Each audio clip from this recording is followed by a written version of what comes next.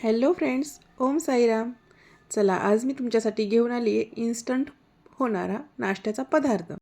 त्यासाठी आपल्याला लागणार आहे बेसन पीठ. 1 वाटी बेसन पीठ घेतलं तर अर्धी वाटी रवा घ्यायचा आपल्याला. त्याच्यामध्ये 1 चमचा दही टाकायचं, मिश्रण छान हलवायचं आणि साईडला ठेवून द्यायचं. दुसऱ्या साईडला लगेच तोपर्यंत आपण भाज्या कट करून घेतल्यात.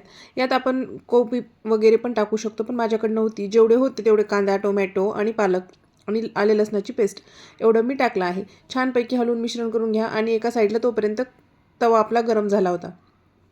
त्यावर मस्त असं हे मिश्रण टाकून घेतलं आणि छान चारीकडून तेल सोडून नंतर त्यावरती थोडेसे तीळ टाकले आणि त्याला झाकण ठेवलं.